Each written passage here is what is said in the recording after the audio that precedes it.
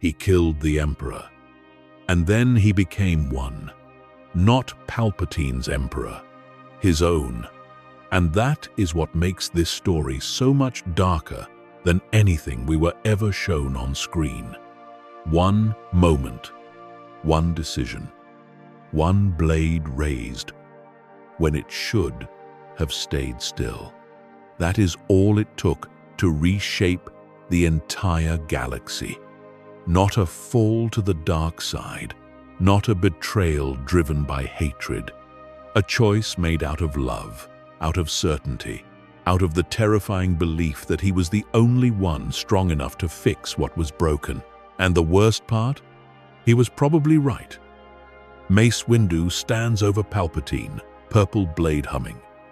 The Chancellor is beaten, cornered, finished. Anakin is right there watching, trembling, two loyalties tearing him in half. In the story we know, he severs Mace's hand. The Sith survives. The galaxy burns. But what if Anakin looked at that dying old man and made a completely different, terrible decision? What if instead of saving Palpatine, he stepped forward and ended him himself? Not for the Jedi, not for the Council that never trusted him, but because Anakin Skywalker decided the galaxy did not need a Sith Emperor. It needed him. The bolt of lightning hits the window. Palpatine screams, and Anakin raises his blade and ends it. In the seconds that follow, Mace Windu stares at him.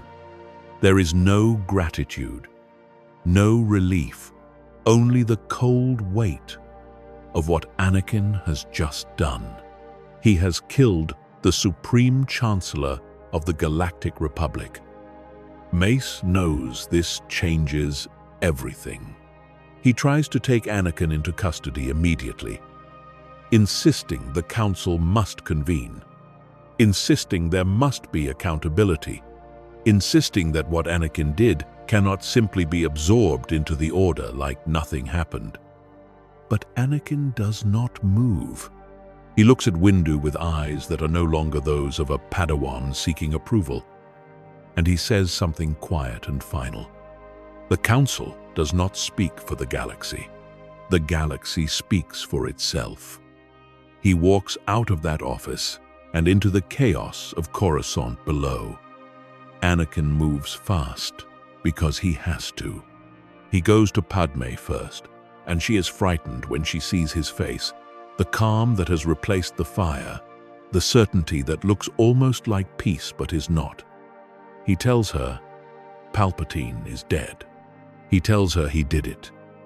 He tells her he is going to fix everything, that he will end the war, that no one will ever have power over them again. Padme holds his face in her hands and searches his eyes, and she wants to believe him. She always wants to believe him. But something in her stomach turns cold. Within hours, Anakin has addressed the Senate. He does not speak like a soldier reporting back from battle. He speaks like a man who has already decided what comes next. He tells them, Palpatine was a traitor, a Sith Lord who had been manipulating the Republic from the inside for decades. He presents what evidence exists. The Senate erupts. Some senators rise in outrage, some in relief, and a surprising number in something that looks very much like awe. Here is the hero of the Clone Wars, the chosen one of Jedi legend, the man who killed the monster hiding at the center of their government, and he is not asking for their permission to lead. He is simply telling them that he will. Bail Organa tries to appeal to order, to process, to democracy. Padme tries to stand at the podium and redirect the Senate toward proper governance, toward elections, toward the rule of law. But Anakin has the clones. Every clone in that building, every clone on Coruscant, every clone across the Outer Rim has bled beside Anakin Skywalker. They follow him, not out of programming, but out of something that feels, to them, like devotion. And so when Anakin declares a temporary period of unified command to stabilize the Republic and end the separatist threat once and for all, the Senate does not stop him. It applauds. The Jedi Council meets in emergency session. Obi-Wan Kenobi sits in that chamber and says nothing for a long time while the others argue. Yoda closes his eyes. When he opens them, there is grief in them. Old grief.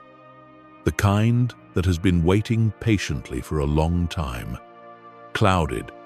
The future is, but feel it. I do. This path leads to ruin. Obi-Wan goes to Anakin personally. Not to arrest him, not to argue politics, but because this is still his brother, and he cannot believe it has come to this. They meet in private, and Obi-Wan does what he always does. He tries to reach Anakin through love, through memory, through everything they shared. Anakin listens. He is not cruel about it. He does not threaten Obi-Wan. He just looks at his old master with something that might be pity and asks him a question. How many people died while the council deliberated? How many slaves are still in chains because the Jedi were too cautious to move? How many worlds burned because the Senate was too corrupt to act? Obi-Wan has no answer that satisfies either of them. Anakin embraces him briefly, quietly, and tells him to go. To take the others and go somewhere safe. He will not come after them, but they cannot stand in his way. Obi-Wan leaves. It is the hardest thing he has ever done. The war ends faster than anyone expects. Anakin personally leads the final campaigns against the separatist holdouts, and they crumble before him. Grievous falls. The droid armies shut down. The outer rim worlds that have been ravaged by years of conflict begin to breathe again. And for a brief window, a few shining months, it looks as though Anakin was right. The Republic reorganizes under his authority, and there is order, real order, and people are not dying in the streets anymore. Padme gives birth to twins, a boy and a girl, and Anakin holds them both. And something in him goes so still it frightens her. But power does not stay clean. It never does. The senators who speak against him begin to disappear, not killed at first, reassigned, relocated, quietly removed from positions where they might cause disruption. Anakin tells himself he is protecting the process of rebuilding. He tells himself it is temporary. He tells himself the same things every person who has ever taken too much power tells themselves in the dark. And each time he reaches a little further into the shadows to keep what he has built from falling apart, the shadows reach back. Padme sees it. She watches her husband become someone she does not recognize, not all at once, but piece by piece, the way a statue erodes in the rain. He does not shout. He does not rage. He simply becomes very certain, all the time, about everything. And certainty in a man with that much power is its own kind of violence. She tries to speak to him and he listens and nods and nothing changes. She tries to organize opposition through Bail Organa and old allies in the Senate. And Anakin finds out and looks at her with those still eyes and asks her why she does not trust him. She cannot answer. She cannot leave. And slowly, the light that was always her defining quality begins to dim. She dies when the twins are 2 years old. The official cause is illness, but those who loved her know better. She was a woman who believed in something and watched it be taken apart and could not stop it. And that kind of grief will find a way out of you one way or another. When Anakin learns she is gone, he does not speak for 3 days. When he returns to public life, his face is a mask. Whatever was left of the man underneath goes very deep, very quiet. Somewhere, even he cannot reach it anymore. The twins are hidden. Obi-Wan and Bail Organa move them separately. A boy to the desert, a girl to the core. It takes years to build the network that will eventually become a rebellion. Yoda trains in exile. Obi-Wan watches and waits. The galaxy lives under Anakin's order, which is efficient and merciless and occasionally generous in exactly the way that makes people afraid to object to the mercilessness. And then, a boy from Tatooine builds his own lightsaber and starts asking questions. The cruelest thing about the prophecy of the Chosen One is that it does not say how balance comes or at what cost. Anakin Skywalker removed the Sith from power. He ended a war that was bleeding the galaxy dry. And he became something the galaxy now desperately needs saving from. The prophecy may have been fulfilled.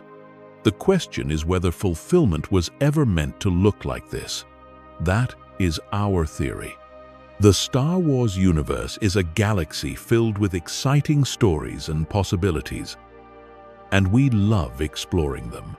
If you want to accompany us on this journey to a galaxy far, far away, then please like, share, and subscribe to our channel.